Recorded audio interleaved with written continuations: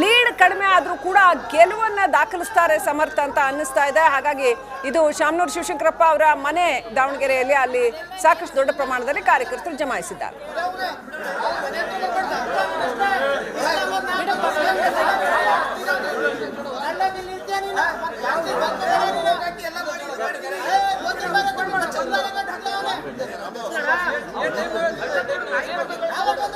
ಅಲ್ಲಿ ವಿಶ್ ಮಾಡಕ್ ಬಂದಿದ್ದಾರೆ, ಗೆಲ್ತಾರೆ ಅಂತ ಒಂದಷ್ಟು ಮಂದಿ ವಿಶ್ ಮಾಡಕ್ ಬಂದಿದ್ದಾರೆ. ಆ ಸಂದರ್ಭದಲ್ಲಿ ರೈಟ್, ಈ ವಿಜುವಲ್ಸ್ ನೀವು ನೋಡ್ತಾ ಇರೋದು ಬೆಂಗಳೂರಿನ ಬಿಜೆಪಿ ಕಚೇರಿ ಎದುರು ಬಿಜೆಪಿ ಗೆಲುವಿನ ಸಂಭ್ರಮದಲ್ಲಿ ಸಿಹಿ ಹಂಚಿಕೆ ನಡೀತಾ ಇದೆ. ಎಲ್ಲ ಬಿಜೆಪಿ ಲೀಡರ್ಸ್ ಇದ್ದಾರೆ. ವೆಸ್ಟ್ ಬೆಂಗಾಲ್, ಪಶ್ಚಿಮ ಬಂಗಾಳ ಚುನಾವಣೆಯ ಗೆಲುವು, ಅಸ್ಸಾಂ ಚುನಾವಣೆಯ ಗೆಲುವು, ಆ ಖುಷಿಗೆ ಇಲ್ಲಿ ಸ್ವೀಟ್ ಹಂಚಿಕೆ ಮಾಡ್ತಾ ಇರುವಂತದ್ದನ್ನ ನೋಡ್ತಾ ಇದ್ದೀವಿ. ಬಿಜೆಪಿಗೆ ಐತಿಹಾಸಿಕವಾದಂತ ಗೆಲುವು, ಸಾಕಷ್ಟು ಪರಿಶ್ರಮದ ನಂತರ ಸಿಕ್ಕಿರ್ತಕ್ಕಂಥ ಗೆಲುವು. ಹಾಗಾಗಿ ಬಹಳ ದೊಡ್ಡ ಫೈಟ್ ನ ನಂತರ, ಬಹಳ ದೊಡ್ಡ ಸ್ಯಾಕ್ರಿಫೈಸ್ಗಳ ನಂತರ ಸಿಕ್ಕಿರ್ತಕ್ಕಂಥ ಗೆಲುವು ಪಶ್ಚಿಮ ಬಂಗಾಳದ ಗೆಲುವು.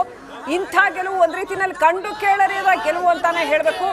ಪೂರ್ವ ಭಾಗದ ದೇಶದ ಪೂರ್ವ ಭಾಗದ ರಾಜ್ಯಗಳನ್ನ ಒಂದೊಂದಾಗಿ ಗೆಲ್ತಾ ಬರುವಂಥದ್ದು ತಮಾಷೆ ಅಲ್ಲ, ಅದೊಂದು ಬಹಳ ದೊಡ್ಡ ಸಾಹಸ ಬಿಜೆಪಿಗೆ.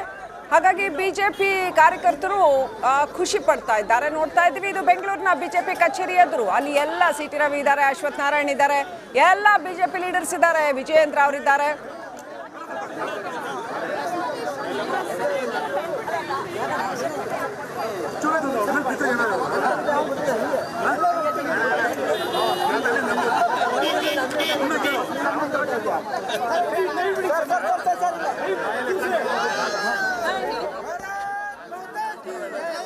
ವಿಜೇಂದ್ರ ಅವರು ಖುಷಿಯ ಸಂಭ್ರಮದ ಕ್ಷಣಗಳನ್ನು ಆನಂದಿಸ್ತಾ ಇದ್ದಾರೆ. ಸಿಹಿ ಹಂಚಿಕೆ ನಡೀತಾ ಇದೆ. ಇನ್ನೇನು ಇವತ್ತು ದೆಹಲಿ ಬಿಜೆಪಿ ಕಚೇರಿಯಲ್ಲೂ ಕೂಡ ಸಂಭ್ರಮ. ಹಾಗೇನೆ ಎಲ್ಲ ಕಡೆ ಬಿಜೆಪಿ, ಕೋಲ್ಕತ್ತಾದಲ್ಲಂತೂ ಐತಿಹಾಸಿಕವಾದಂತಹ ಕ್ಷಣಗಳನ್ನ ಬಿಜೆಪಿ ಕಾರ್ಯಕರ್ತರು ಅನುಭವಿಸ್ತಾ ಇದ್ದಾರೆ. ಬಹಳ ದೊಡ್ಡ ಹಿಂಸೆ ಕಳೆದ 2-3 ಸಾರಿ ಕೂಡ ನಡೆದಿತ್ತು. ಅದೇ ರೀತಿಯಲ್ಲಿ ಸಾಕಷ್ಟು ಚಾಲೆಂಜಸ್ಗಳನ್ನ, ಸವಾಲುಗಳನ್ನ ಎದುರಿಸಿದ್ದಾರೆ ಅವರು. ಹಾಗಾಗಿ ಖುಷಿ ಪಡ್ತಾ ಇದ್ದಾರೆ. ವೀಕ್ಷಕರು ನೆನ್ಪು ಮಾಡ್ಕೊಳ್ಬಹುದು, ಎಡರಂಗವನ್ನ 34 ವರ್ಷಗಳ ಎಡರಂಗದ ಆಡಳಿತವನ್ನ ಕೊನೆಗೊಳಿಸಿದಾಗ ಟಿಎಂಸಿ ಕಾರ್ಯಕರ್ತರು ಕೂಡ ಹೀಗೆ ಖುಷಿ ಪಟ್ಟಿದ್ರು. ಬಹಳ ಹಿಂದೆ ಟಿಎಂಸಿ ಕಾರ್ಯಕರ್ತರು ಕೂಡ ಬಹಳ ಖುಷಿ ಪಟ್ಟಿದ್ರು. ಇದು ಬಿಜೆಪಿಯ ಸರದಿ. ಈಗ ಜನ, ಪಶ್ಚಿಮ ಬಂಗಾಳದ ಜನ ಟಿಎಂಸಿಗೆ ಒಂದು ಅವಕಾಶವನ್ನ ಕೊಟ್ಟಿದ್ರು ಈಗ 3 ಟರ್ಮ್ ಹಿಂದೆ. ಆದ್ರೆ 3ನೇ ಟರ್ಮ್ ಆಗುವಷ್ಟೊತ್ತಿಗೆ ಆ ಜನಗಳ ನಿರೀಕ್ಷೆ ಹುಸಿ ಆಯ್ತಾ ಪಶ್ಚಿಮ ಬಂಗಾಳದಲ್ಲಿ. ಬಿಜೆಪಿ ಪ್ರಬಲ ಆಲ್ಟರ್ನೇಟಿವ್ ಆಗಿ ಒಡಮೂಡ್ತು. ಈಗ ಅಧಿಕಾರವನ್ನ ಅನುಭವಿಸುವ ಸರದಿ ಬಿಜೆಪಿಯದ್ದು. ಏನೆಲ್ಲ ಕ್ರಮ ಕೈಗೊಳ್ತಾರೆ ಅನ್ನೋದನ್ನ ಕಾದು ನೋಡ್ಬೇಕಾಗಿದೆ. ಯಾಕಂತಂದ್ರೆ ಅಲ್ಲಿ ಇನ್ಫಿಲ್ಟ್ರೇಷನ್, ಅಕ್ರಮ ವಲಸೆ ಬಹಳ ದೊಡ್ಡ ಪ್ರಮಾಣದಲ್ಲಿ ಇದೆ. ಹಾಗಾಗಿ ಏನೇನ್ ಮಾಡ್ತಾರೆ ಅನ್ನುವಂಥದ್ದು. ನಮ್ಮ ಜೊತೆ ಮತ್ತೆ ಅತಿಥಿಗಳು ಜಾಯಿನ್ ಆಗಿದ್ದಾರೆ. ಕ್ವಿಕ್ ಆಗಿ ಒಂದು ರಿಯಾಕ್ಷನ್ ತಗೊಂಡ್ಬಿಡ್ತೀನಿ.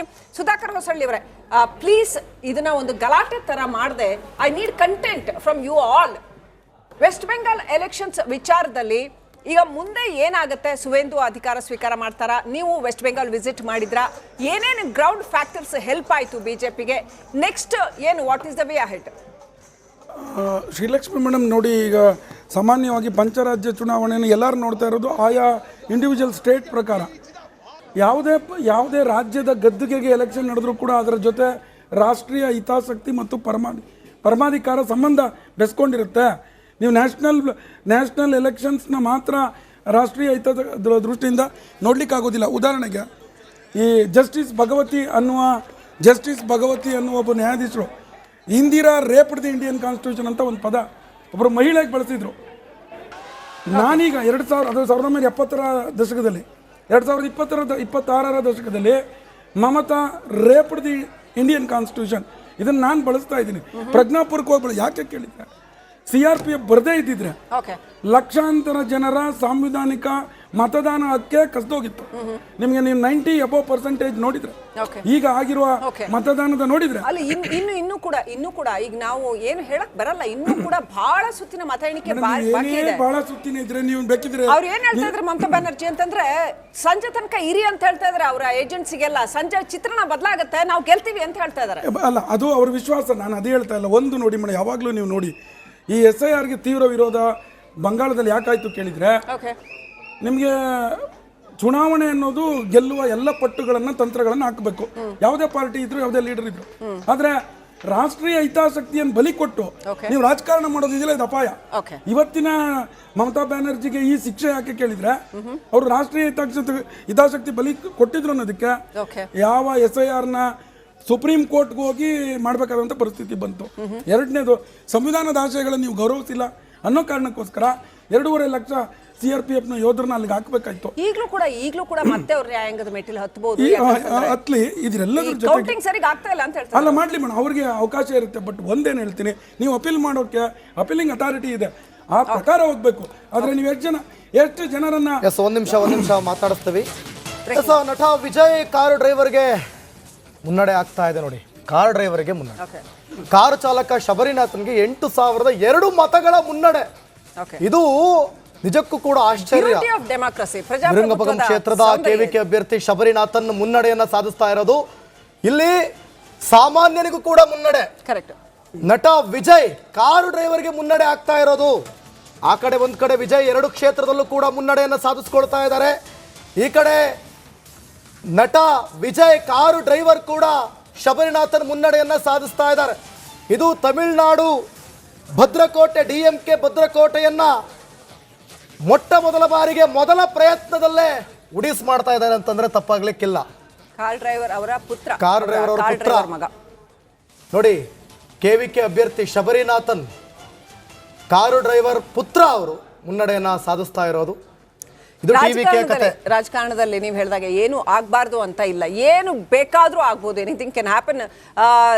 ಜೆನ್ಜಿ ಬಗ್ಗೆ ಮಾತಾಡ್ತಾ ಇದ್ರು, ದಿವಿತ್ ಹೇಳ್ತಾ ಇದ್ರು ಹೆಂಗೆ TVK ಗೆಲ್ತು. ಯಾರು ಜೆನ್ಜಿಗಳನ್ನ ನೀವು ಅಂಡರ್ ಎಸ್ಟಿಮೇಟ್ ಮಾಡೋಕ್ಕಾಗಲ್ಲ. ಇವ್ರು ಚಿಕ್ಕವರು ಅಂತ, ಫಾರ್ ಎಕ್ಸಾಂಪಲ್ ನಮ್ಮ ದಿವಿತ್ ಏನೋ ಹೇಳ್ತಾ ಇದ್ರು, ಅವ್ರು ಚಿಕ್ಕವರು ಅಂತ ನಾವು ಹೇಳಕ್ಕಾಗಲ್ಲ. ಬಿಕಾಸ್ ಡಿಸಿಸಿವ್ ಫ್ಯಾಕ್ಟರ್ ಆಗ್ತಾರೆ ಅಂತ. ಅವರು they are actively, Chandrashekhar, they are actively taking part in elections. ಅವ್ರು ಬಂದು ವೋಟ್ ಮಾಡ್ತಾ ಇದ್ದಾರೆ. ಅವರು ನೇಪಾಳದಲ್ಲಿ ಸರ್ಕಾರನೇ ಡಿಸೈಡ್ ಮಾಡಿದ್ರು ಅವರು. ಹಾಗೆ ನಮ್ಮಲ್ಲಿ ತಮಿಳುನಾಡಿಂದ ಜೆನ್ಜಿ ಪಾಲಿಟಿಕ್ಸ್ ಶುರುವಾಗ್ತಾ ಇದೆಯಾ? ಅಲ್ಲ, 2014 ಶುರುವಾಯಿತು ಜೆನ್ಜಿ ಅವ್ರದ್ದು ಪ್ರಭಾವ. ಇಲ್ಲ ಅಂತ ಹೇಳಿದ್ರೆ ನಿರಂತರವಾಗಿ ಮೋದಿ ಅವರು ಅದ್ರ ಜೊತೆಗೆ BJP ಎಲ್ಲ ಸರ್ಕಾರಗಳು ರಿಪೀಟ್ ಆಗಿ ಯಾಕೆ ಬರ್ತಾ ಇದ್ದಾವೆ ಅಂತ ಹೇಳಿದ್ರೆ ಇದು ಕೇವಲ ಜೆನ್ಜಿ ಒಂದಲ್ಲ, ಜೆನ್ಜಿ ಅವ್ರ ಜೊತೆಗೆ ಮಹಿಳೆಯರು, ರೈತರು ಎಲ್ಲರೂ ಓಟ್ ಆಗ್ತಾ ಇರೋದಕ್ಕೆ ಈ ಮಟ್ಟದ ದೊಡ್ಡ ಬೆಳವಣಿಗೆ ಕಾಣ್ತಾ ಇರೋದು. ತಮಿಳ್ನಾಡಿಂದು ನಿಜವಾಗ್ಲೂ ಅದೊಂಥರ ಆಶ್ಚರ್ಯಕರ ಬೆಳವಣಿಗೆನೆ. ಗುಡ್ ಲಕ್ ಹೇಳ್ತೀವಿ, ಇದೇ ಏನಾದ್ರು ರಿಸಲ್ಟ್ಗಳು ಕಂಟಿನ್ಯೂ ಆದರೆ ಇವರಿಗೆ. ಆದರೆ ಒಂದು ಸಮಸ್ಯೆಗಳೇನಾಗುತ್ತೆ ಅಂತ ಹೇಳಿದ್ರೆ, ಈ ರೀತಿ ರಾತ್ರೋರಾತ್ರಿ ಹುಟ್ಟಿರ್ತಕ್ಕಂಥ ಪಾರ್ಟಿಗಳ ಭವಿಷ್ಯ ಹಿಂದೆ ಏನೇನಾಯಿತು ಭಾರತದಲ್ಲಿ ಅಂತೇಳಿ. ಇದೇ ರೀತಿ 90ರ ದಶಕದಲ್ಲಿ ಅಸ್ಸಾಂ ಗಣ ಪರಿಷತ್ ಹುಡ್ಕೊಂತು ನೋಡಿ. ಅಸ್ಸಾಂ ಗಣ ಪರಿಷತ್ ಹುಟ್ಟಿದಾಗ, ಇಡೀ ಎಲೆಕ್ಷನ್ ಗೆದ್ದಾಗ ಪ್ರಮಾಣ ವಚನ ಸ್ವೀಕರಿಸಕ್ಕೆ ಹಾಸ್ಟೆಲಿಂದ ಹೋದ್ರು ಅವರೆಲ್ಲ. ಪ್ರಫುಲ್ ಕುಮಾರ್ ಮಹಂತ್ ಅವರೆಲ್ಲ ಹಾಸ್ಟೆಲ್ ಇದ್ರು, ಕಾಲೇಜ್ ಹುಡುಗರು ಅವರೆಲ್ಲ ಹೋಯ್ತು. ಜನಗಳಿಗೆ ಅದ್ರ ಬಗ್ಗೆ ಬಹಳ ಒಂದು ಏನು ಆಸಕ್ತಿ ಇತ್ತು, ಮತ್ತೆ ಅವಕಾಶಗಳನ್ನು ಕೊಟ್ಟಿದ್ರು. ಆದ್ರೆ ಏನಾಯ್ತು, ಪಕ್ಷ ಇವತ್ತು NDA ಒಳಗಡೆ ಒಂದು ಸಣ್ಣ ಪಾರ್ಟ್ನರ್ ಆಗಿ BJP ಜೊತೆಗೆ ಒಂದು ಸಣ್ಣ ಪಾರ್ಟ್ನರ್ ನಾನು ಹೇಳಿದ್ದು ಯಾಕೆ ಅಂತ ಹೇಳಿದ್ರೆ, ನಾನು ಹೇಳ್ತಿರ್ತಕ್ಕಂಥದ್ದು